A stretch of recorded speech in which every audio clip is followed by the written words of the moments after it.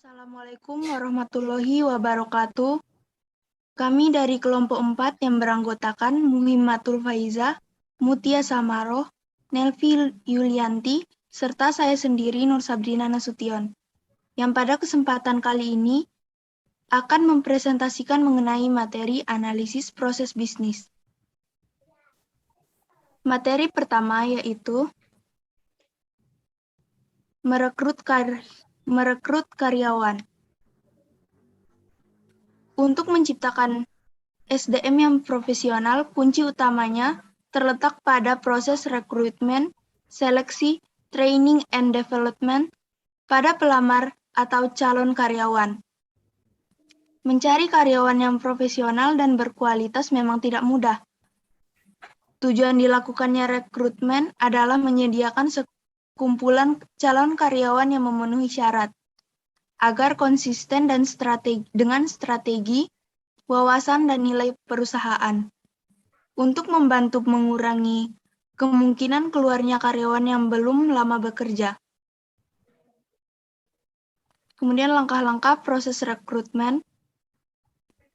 Proses rekrutmen yang efektif akan selalu dibutuhkan oleh setiap perusahaan. Selain untuk memenuhi kebutuhan SDM yang kompeten, hal ini juga digunakan untuk meningkatkan citra sebagai perusahaan yang berkualitas dan dinamis. Di bawah ini adalah langkah-langkah yang dapat digunakan sebagai panduan proses rekrutmen yang ideal. 1. Menganalisis kebutuhan posisi dan jabatan. Perusahaan harus mengidentifikasi terlebih dahulu terkait adanya kebutuhan karyawan yang baru yang harus direkrut. Beban kerja yang meningkat dari karyawan lama dapat menurunkan kinerja jika tidak mendapat segera pertolongan. Kemungkinan lain penyebab perlunya rekrutmen adalah pembukaan divisi baru atau terjadinya mutasi jabatan. 2.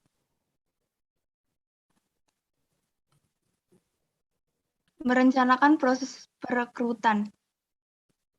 Proses rekrutmen selanjutnya adalah perusahaan harus menyusun perencanaan untuk posisi yang dibutuhkan. Tuliskan deskripsi pekerjaan, kualifikasi, dan pengalaman yang diperlukan, serta menentukan di mana akan memasang iklan lowongan kerja, apakah media cetak atau online.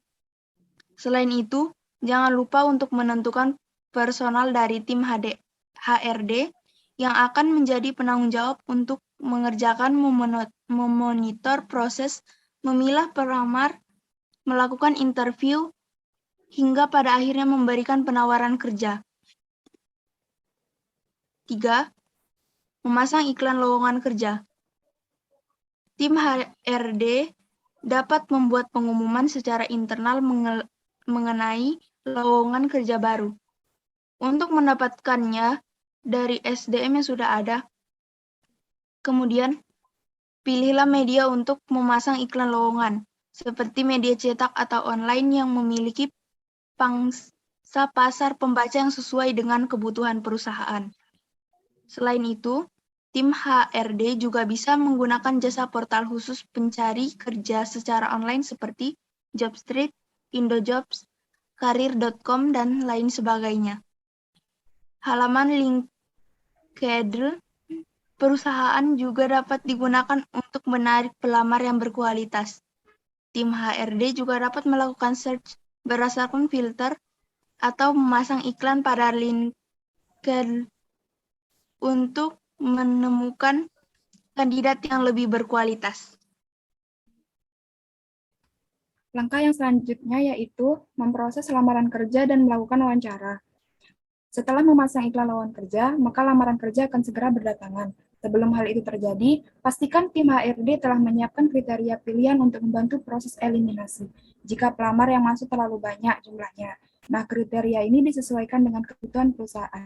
Untuk mempersingkat proses, pelamar yang sesuai dengan kriteria dan memenuhi syarat dapat dihubungi melalui telepon atau SMS untuk memberitahukan jadwal wawancara yang telah ditentukan.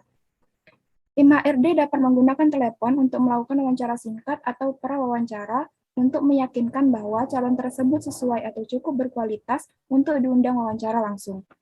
Informasikan kepada kandidat bahwa sebelum wawancara, mereka sudah harus mengisi formulir lamaran izin bagi perusahaan untuk melakukan pemeriksaan latar belakang, referensi, dan lainnya.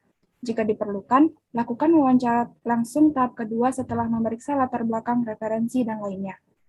Selanjutnya yaitu memilih kandidat yang sesuai dan membuat penawaran kerja.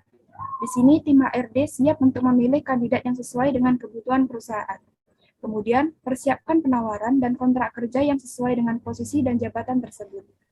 Buatlah surat pemberitahuan dan ucapan terima kasih kepada para kandidat yang belum diterima bekerja. Hal ini dilakukan untuk membuat citra perusahaan baik di mata para pelamar kerja. Pada saat memanggil kandidat terpilih, yang perlu dilakukan adalah menegosiasikan gaji serta tunjangan perusahaan seperti lembur, jaminan kerja, dan lain sebagainya. Dan jangan lupa untuk memberitahukan tanggal kandidat mulai bekerja, sehingga kandidat memiliki cukup waktu untuk menyelesaikan tugas di perusahaan yang sebelumnya. Langkah selanjutnya yaitu menerima karyawan baru. Nah, kemudian kita masuk ke proses yang terakhir dalam merekrut karyawan.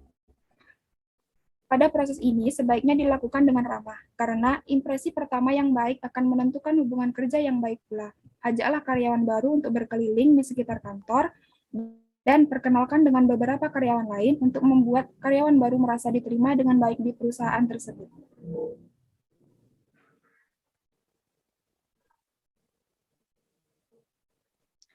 Baiklah, selanjutnya saya akan menjelaskan tentang mengevaluasi hasil kerja karyawan. Perusahaan yang menjalankan aktivitas bisnisnya sehari-hari pastinya diisi oleh belasan, puluhan, ratusan, bahkan ribuan karyawan yang saling bahu-membahu untuk bekerja dan berkontribusi dengan baik bagi tempat mereka bekerja. Sebagai perusahaan, pastinya pihak manajemen juga perlu melakukan penilaian untuk kinerja para pegawainya. Penilaian ini dilakukan agar bisa melihat sisi positif dan juga sisi negatif yang ada di dalam bisnis tersebut. Pastinya, untuk sisi positif akan berusaha untuk dipertahankan dan di-upgrade untuk menjadi lebih baik, sedangkan yang sisi negatifnya akan berusaha untuk dibuang. Lalu bagaimana cara melakukan evaluasi kinerja karyawan? Evaluasi kerja karyawan merupakan salah satu cara agar bisa mendapatkan feedback dari hasil kinerja para karyawan. Untuk bisa melakukan evaluasi tersebut, ada beberapa cara yang bisa dilakukan oleh pihak manajemen perusahaan. Seperti, pertama, melakukan evaluasi secara rutin dan konsisten. Cara pertama dalam melakukan evaluasi kerja karyawan adalah melakukan evaluasi secara rutin dan konsisten. Biasanya, evaluasi kerja karyawan dilakukan sebanyak 1 hingga 2 kali dalam 1 tahun. Namun, jika Anda memang ingin memberikan pendekatan yang berbeda dengan melakukan evaluasi lebih banyak lagi dalam 1 tahun, bahkan bisa 3 bulan sekali atau 2 bulan sekali. Itu bukanlah langkah yang salah. Intinya, Anda bisa memilih jumlah evaluasi sesuai dengan keinginan manajemen. Poin paling pentingnya adalah dilakukan secara rutin dan konsisten. Yang kedua yaitu sebaiknya dilakukan dengan cara bertatap muka. Ada berbagai cara di dalam melakukan evaluasi kerja karyawan. Namun, cara yang paling tepat dan ampuh adalah dilakukan dengan bertatap muka langsung. Pihak manajemen tinggal memanggil masing-masing karyawan, lalu memberikan penjelasan tentang evaluasi kerja mereka di dalam beberapa bulan terakhir. Di sana pun semuanya harus dijelaskan dengan gamblang serta jelas agar karyawannya itu sendiri tahu apa yang telah mereka kerjakan selama ini. Jika bagus, berikan pujian penuh untuk karyawan. Jika ada yang kurang bagus, maka berikan pengarahan serta saran agar karyawan tersebut bisa termotivasi untuk memberikan yang terbaik bagi perusahaan. Yang selanjutnya ialah gunakan bahasa yang sesuai. Saat menyampaikan evaluasi kepada masing-masing karyawan, sebaiknya Anda menggunakan bahasa yang sesuai dan pas, seperti perkembangan, pencapaian, kemampuan dalam komunikasi, dan yang sejenis agar bisa membawa arti dan penyampaian yang lebih positif lagi. Memang sebaiknya menggunakan bahasa yang tepat agar tidak malah menjatuhkan karyawan tersebut. Karena alasan utama dari evaluasi kerja karyawan adalah memberikan motivasi dan kesan positif untuk membangun sebuah citra perusahaan. Yang selanjutnya ialah harus bersikap jujur dan tanpa memiliki kepentingan pribadi. Cara terakhir dalam bersikap jujur dan tidak membawa kepentingan pribadi. Sikap jujur harus selalu dikedepankan dalam setiap evaluasi. Dengan begitu, karyawan pun tahu apa kelebihan mereka dan juga apa kekurangan mereka. Selain itu, jangan pula ada kepentingan pribadi di dalam memberikan evaluasi kerja karyawan. Selalu berikan yang jujur dan adil serta independen sesuai dengan kinerja yang diberikan karyawan selama ini.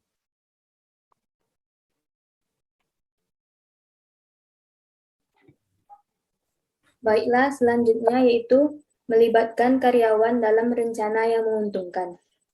Apa yang dimaksud dengan keterlibatan karyawan? Keterlibatan karyawan adalah komitmen emosional yang dimiliki karyawan terhadap perusahaan. Karyawan akan merasa bahwa visi dan misinya sejalan dengan perusahaan. Mengapa perusahaan harus peduli dengan keterlibatan karyawan?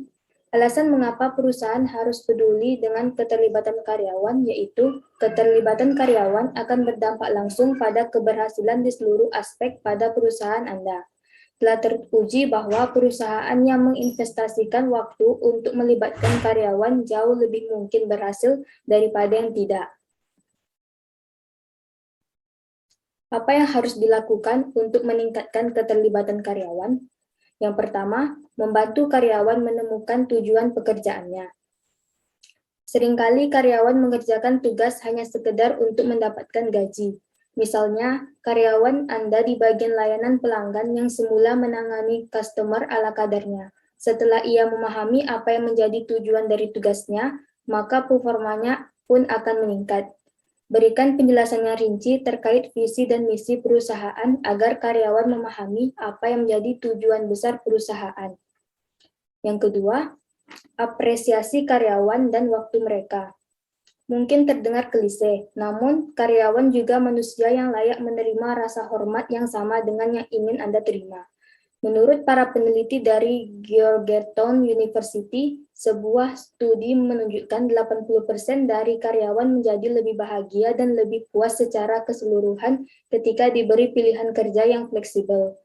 Demikian pula, sebuah penelitian yang dilakukan oleh Universitas Harvard menunjukkan bahwa fleksibilitas membangun kepercayaan antara karyawan dan manajer. Yang ketiga, izinkan karyawan belajar dan berikan peluang untuk pertumbuhan individu. Mengizinkan karyawan untuk tumbuh ke arah yang mereka inginkan adalah salah satu aset yang sangat penting bagi budaya perusahaan. Ketika karyawan disadarkan bahwa pekerjaan yang mereka lakukan membantu mereka dalam mencapai personal goal mereka, mereka tidak akan lagi bekerja hanya demi mendapatkan uang. Karyawan percaya mempelajari keterampilan baru atau menerima pelatihan khusus adalah hal yang paling penting untuk memajukan karir mereka. Selanjutnya yang keempat, bantu karyawan memahami tujuan perusahaan. Mulailah dengan membantu karyawan memahami tujuan perusahaan dan tujuan dari pekerjaan yang mereka lakukan. Akan sulit bagi karyawan untuk menyelaraskan tujuan kerja mereka sendiri dengan visi perusahaan jika mereka tidak memahaminya. Hal itu juga akan membuat mereka tidak semangat melakukan pekerjaan karena mereka tidak melihat korelasi antara apa yang mereka lakukan dan bagaimana kontribusinya. Semakin banyak investasi Anda ke dalam pekerjaan mereka, maka semakin penting perusahaan bagi mereka dan hal itu akan mendorong mereka untuk berkontribusi lebih banyak. Keterlibatan karyawan adalah apa yang harus Anda upayakan untuk meningkatkan tingkat investasi pribadi. Selanjutnya, saya serahkan kepada moderator. Demikian presentasi dari kelompok kami. Apabila ada yang ingin ditanyakan, silakan meletakkan pertanyaannya di komentar. Baiklah, terima kasih atas perhatiannya. Apabila ada tutur kata yang salah dari kami, mohon maaf. Assalamualaikum warahmatullahi wabarakatuh.